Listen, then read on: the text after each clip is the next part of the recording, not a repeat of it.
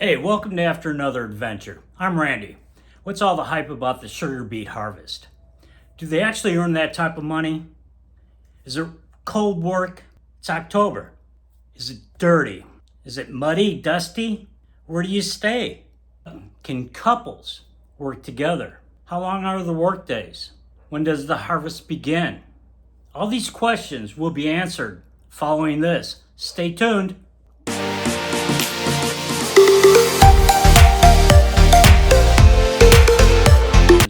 We're going to talk about the beet harvest. It was done in North Dakota in the Red River District. I went to Grafton, North Dakota to participate in this harvest. And I was employed by Express Employment Professionals. This all started back in January.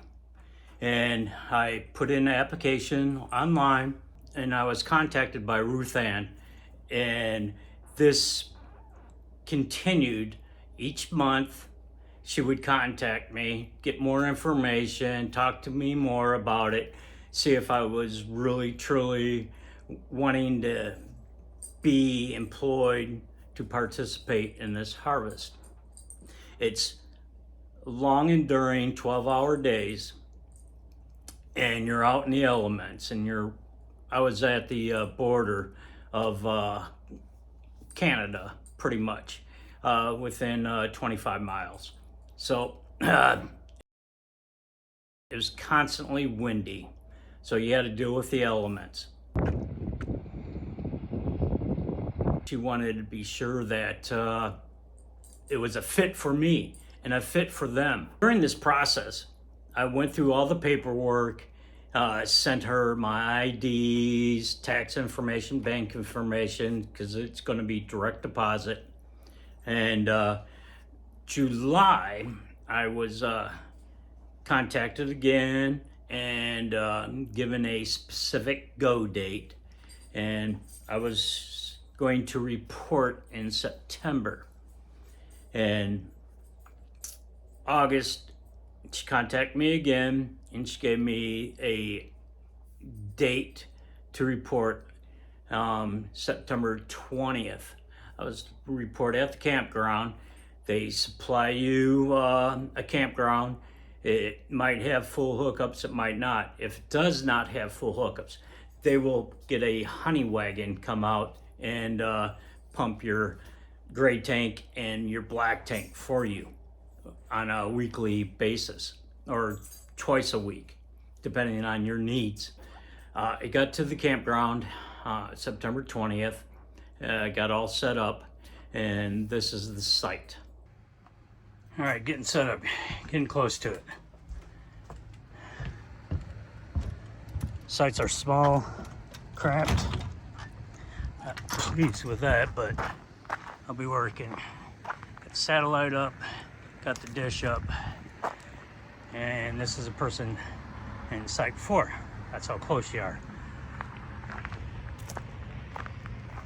I'm in site 5, they're in site 6, so you get a share of this, which I'm glad I have the deck. It's getting warm out, toasty. Oh, let me get this done.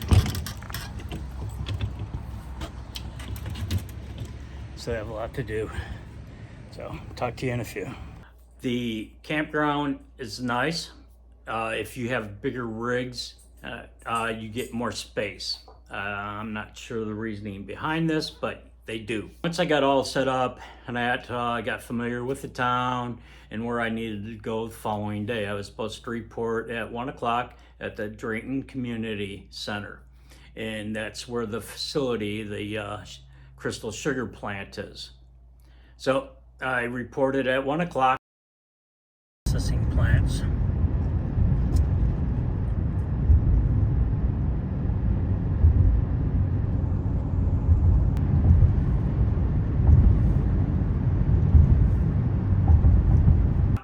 And this was Employment Express again, and we went over more paperwork.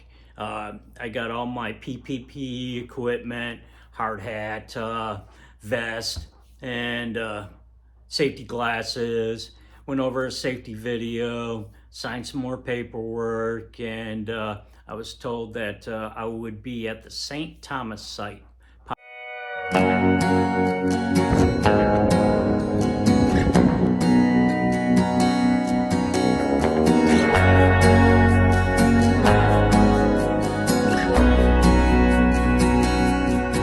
It's the first step out of bed when the clouds start rolling in, when the flowers lose. Piling site.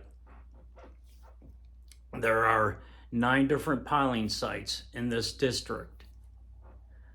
And as you come up 29, because I came from Kentucky, you could, once you get in 29, you can see all the piling sites along 29. You'll see another factory, crystal sugar factory, processing plant right here. There's their piles. They're still piling, the lights are on. Crystal sugar, another plant. Got a whole bunch of piles back there. The Drayton facility actually makes granule sugar out of the sugar beets. And they have a pre-harvest season, which I'll explain in a little bit. So is the beet harvest everything they say it is? And will you earn that type of money during your employment with Express Employment Professionals? I'll let you know. After my orientation at the community center in Drayton, I was giving a time to report at the Drayton facility, and this was going to be an orientation with your foreman, your agriculturalist, your safety personnel, and how to clock in, go over the machinery, what type of equipment you'll be operating or buy. And it was just a 2 to 4 hour block. And then they would tell you what shift you'll be on and what foreman and what site. And I was at the St. Thomas site, and it was raining. It's been raining for a couple days. So they didn't have any beet trucks coming in, so they couldn't use the equipment. We went over the equipment, the piler equipment, and the dump gates, the conveyor, the dirt conveyor, how to take samples. And this would be jobs that would relate to you.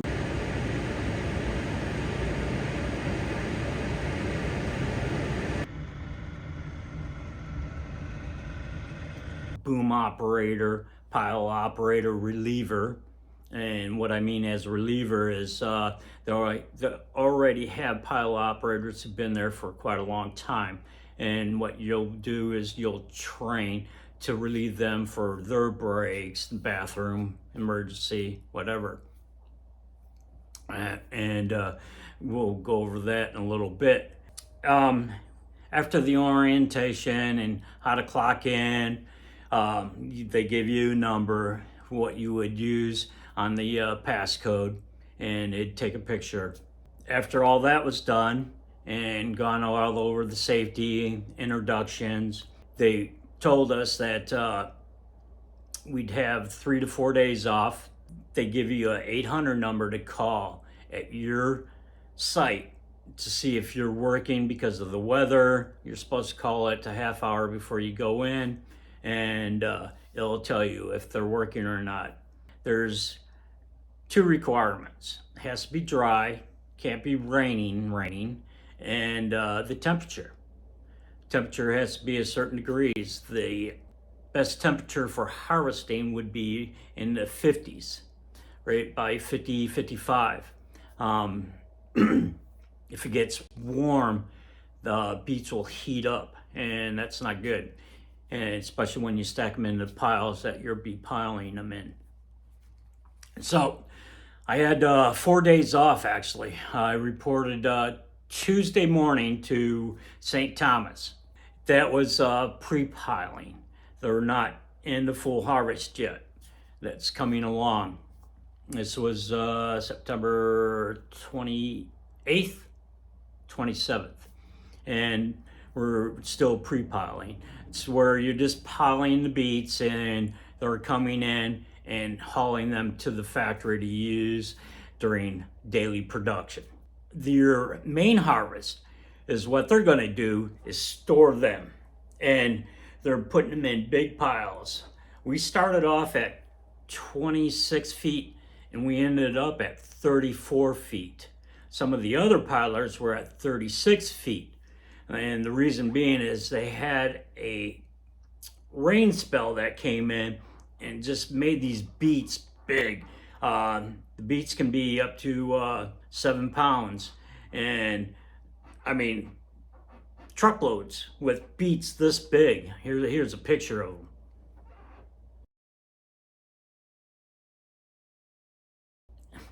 They're just huge. And sometimes you'll see red ones, and they've been cross-pollinated.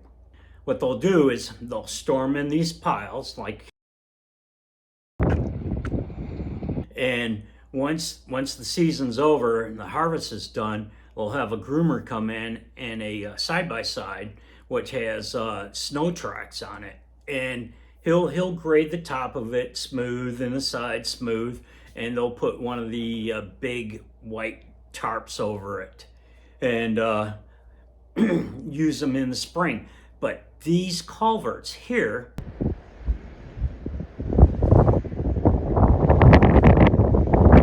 nasty weather, just nasty, are connected throughout the pile, and they'll have fans at each end, and they'll blow cold air in there, freezing the pile. And here you'll see this guy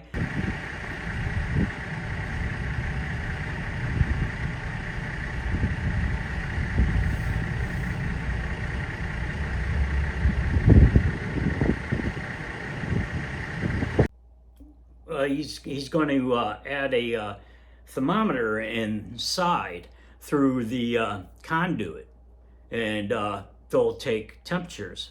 It'll send a temperature to the plant, telling them if it's getting hot, if it's freezing, if it's the correct temperature. If it's getting too hot, they have to dig that out so it doesn't rot the pile. It's pretty fascinating on all the working elements in this and how many people are involved. I was really blown away by the operation and just everything that it entailed. We were broken up into teams. St. Thomas had 4 pilers, piler 1, 2, 3, and 4. I started off on piler 3, learned how to operate the boom, how to operate the piler.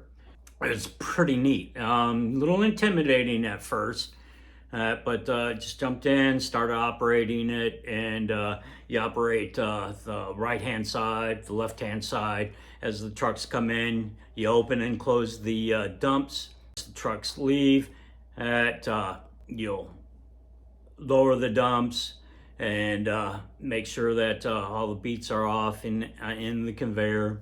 It's a pretty neat operation. Once they go up the conveyor, they go up into the screens that release all the dirt off the beets. Not all of it, but probably 90% of it. Once the truck is empty, it'll go underneath the dirt conveyor, and you return the dirt. It gets brought back to the farm. Crystal Sugar does not want the dirt, and I can see why. What are they going to do with it? So that was pretty neat also. So the truck gets weighed in when it comes in and gets weighed when it comes out. And Crystal Sugar has been a co-op over 50 years this year. That's great. They're the biggest sugar beet co-op in the United States, and they do thousands of tons. This is the statistics right here for last year. It's just amazing how many beets are. But so you learn how to operate all this equipment, how to operate the boom, what not to do, what to do. And since we're in the pre-harvest, we're just piling them up. We're not using any culverts and that. And they have trucks come in during the night and take the beets away to the factory. So you just continue. October 4th was the initial kickoff for the harvest. You have a night shift and a day shift. You work 12 hours for each shift, and there's no stopping. You relieve the person from the day shift or the night shift. I was the boom operator. I was taught how to operate the boom, so that was my given job. I was also the reliever for the pile operator. It was pretty neat, and Hilda was fantastic. Our team was fantastic. We had a really good team. Once we started the harvest, I was on piler 1. It was the older one, but it worked like a charm. Everybody worked together. We worked as a team, and it really helped.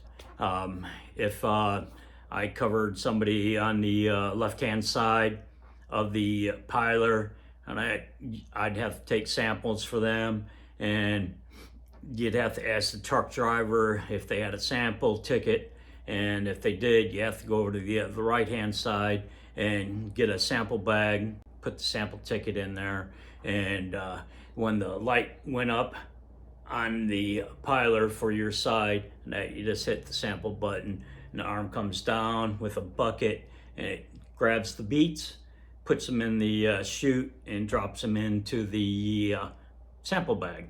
And then you secure it and put it in a pile, and one of the assistant foremen will come by and pick them up and take them to the lab so that they can check the sugar content, beet quality. And this went through the whole process. Another part of it was cleaning the pad. This mud is very sticky. I guess with the sugar beets, it just sticks to everything. And it's worse on clay, but it's black dirt. Well, it was black mud for the first few days, and then it dried up. And it's windy, so that being wind, dust gets all over. It's a dirty job. Sometimes it's cold in the mornings. It got down to 30, 34, 35, but with that wind, it was really brisk. And that best thing to do is get some really good rain gear. They provide some duck suits for you, but it's not pliable. It's really stiff. It works, but I brought military rain gear with me, which worked great, and insulated bibs. Bring coveralls, keep your clothes clean. They're going to get stained, and that black stain will not come out. Bring used towels. Go to a thrift shop, buy used towels. Go to motels, see if they have any used towels that they want to get rid of. Most of them do, especially your big chains and washcloths. And bring really good boots. And get some silicone spray, waterproof them. It works great. When you take your breaks, you're eating in your vehicle. So if you can get a crock pot that connects to your cigarette lighter, that works great. Bring a nice cooler, because you're there 12 hours, well, 12 and a half actually, because you check in at 7:30 and pick up your lock for lockout procedures, and then you go to your site and relieve the operator. It's not hard work. You're just constantly on your feet, and you'll be surprised how many trucks come through in a day. Our site had 2,500 throughout the 4 pilers. It's unreal, constantly. I was counting, we had 40 in the line, and there are still 30 coming in to the weigh station, and you have two weigh stations, one on the east side, one on the west side. It's just fantastic the way it operates, and constantly trucks until the end of the season. And you wish you had trucks then, because it gets pretty boring, long days. But I enjoyed it, and I told them I'd be back. The hours, wet, cold, and that, but it went quickly. It really did. We did 20 days, 12-hour days. Didn't have any breaks because the weather was great. At the end, when you met your contract, your foreman will ask you, you've met your contract, you can stay, you can go, you can finish, you can help clean. The last Saturday and Sunday, all they did is cleaned, and you have to clean all the equipment of the piler, and for when they store it till next year. I didn't stay for that. I've been gone since September 17th, and this was getting on over 30 days. So I wanted to get home.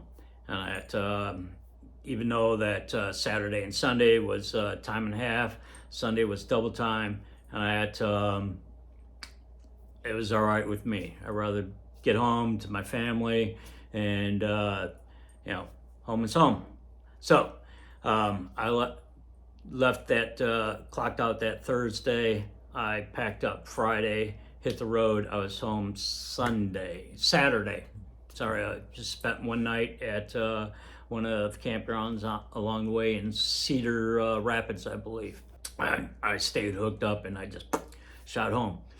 But it was a fantastic work experience, especially in the agriculture community, farm community. When you're up in North Dakota, in that area, it's all flat.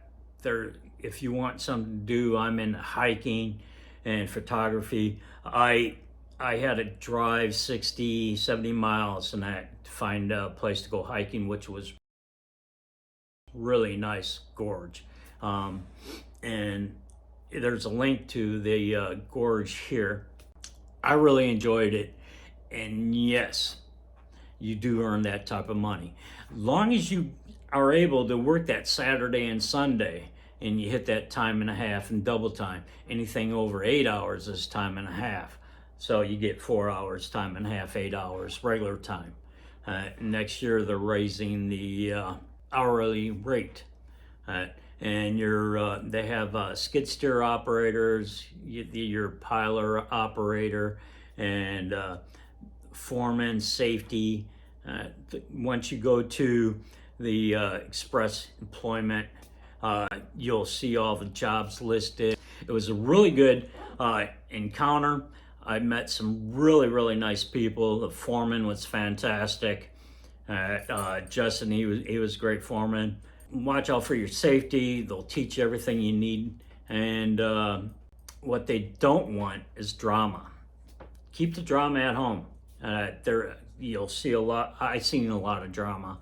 And it really affects the team, and it's like cancer. It'll start seeping over into the other teams, and it just doesn't need to be there. Period. Enough on the drama.